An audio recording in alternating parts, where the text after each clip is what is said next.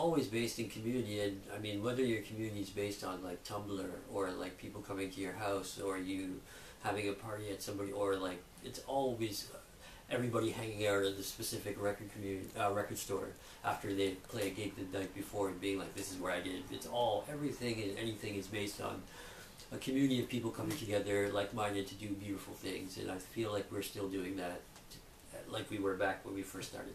Yeah, so, and social media isn't, I think people always harp on social media and they say it's this horrible thing, but I think it's just, it's different ways of communicating and creating, again, like a community. So for us, who had tapes and we had beepers, like would knock on your door to go out and play, stuff like that, it's harder for us to engage with that stuff. If you were raised in a generation of social media, that's your knock on the door. And those kids and these kids or these young people who are doing that are very good at that. But it's not different, you know. And people always do this. Oh, well, it's different. It's like, no, it's different for us who've experienced the different technologies that have been created. But it's not necessarily different for a generation that's their first introduction to something, right? It's just a matter of like not getting too caught up in that, you know. And that would be the same thing if you're like, you know, flyering somewhere. Like you'd have to be careful. I don't know. It's hard to explain, but it's like, I don't think it's that different. I think it's balance. And it's like, at least, but for musicians who are all about social media, what we've noticed is that, yeah, there's all this, you've got the dress, you've got the look, but your music sucks.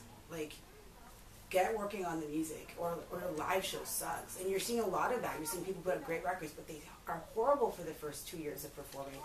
And we learned that the hard way. We were horrible for the first 10 years, and now we're like, okay, we're ready. But we love music so much that there's nothing that would stop us from not making music, you know?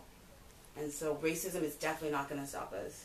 Right. Canada's definitely not going to stop us. Like, and there's some great things that also came with, like, we would never have met if we didn't get stuck in Canada.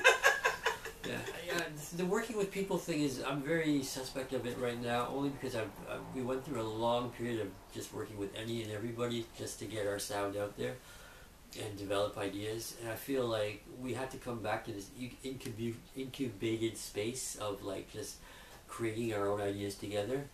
So I'm a bit wary of being like, I need to work with this person right now. I'm really at the place now where I'm really insular with my ideas, and I just want to perfect them and kind of develop more. And I mean, you're making it sound like, I'm making it sound kind of strange, because like we've worked with a lot of people over the years. If our Deportation record had like 25 guest artists. Yeah, you know, like, you name it, from like blues to like. I do think, I mean, I'm not being that egotistical in saying that I'm the most amazing musician ever and that I can play every instrument, nothing like that, but I do have a specific sound that I'm dealing with right now and that I'm going for. I understand what that needs to happen, and that's in my head right now, so that's the place where I'm coming from. Yeah. But in terms of working with people, I have a really beautiful vision of working with like a full-piece choir or like a gospel choir on stage. That would be amazing. That would be amazing. That would be a really beautiful experience to kind of expand the music into a place of like a vocal kind of orchestrated thing. And also, like, we've worked with so many different people, and I think the way that we've always worked is loose collectively. Like, we don't just do things alone. It's always been, it's about our work, but it's also about sharing with other people. So for the last 10 years, we work with all kinds of musicians. Now we're moving into working with, like, try to figure out how to do a weird but engaging live shows. It's not just about the music. It's you're participating in like a vibe, a very different kind of, like you're going somewhere else. So we're working with visual artists, and you know, like Angela Oft is an amazing artist. Danielle Guevara, theater director. Sunny's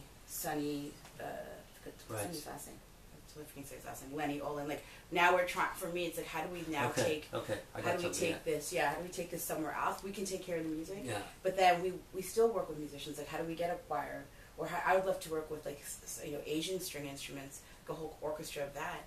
And also, like, for us, I think for me, my dream has always been to, like, him and I just like backpacking and doing gigs, just seeing the world, engaging about what's happening in the world, having conversations, trying to, you know, make a change somehow communally through music.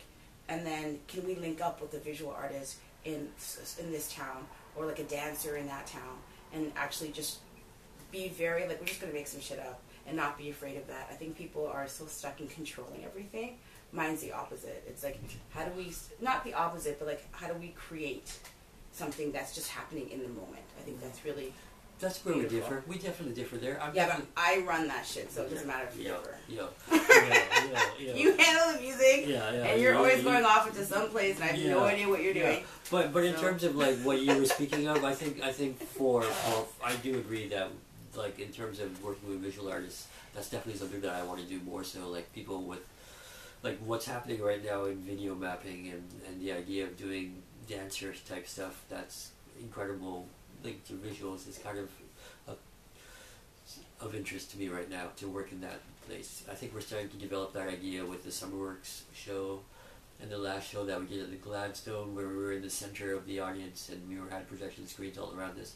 So the projection visual thing, video mapping, I think that's something we want to start.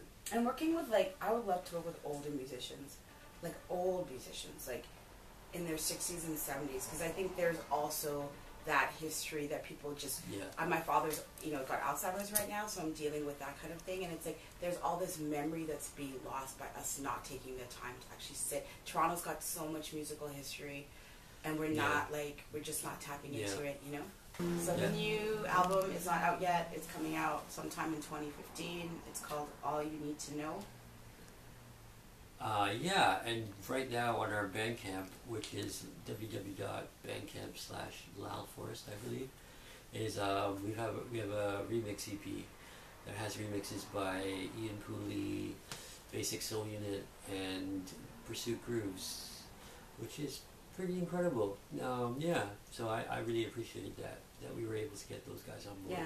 Yeah. And then there's like everything's found on our website, www.lalforest.com.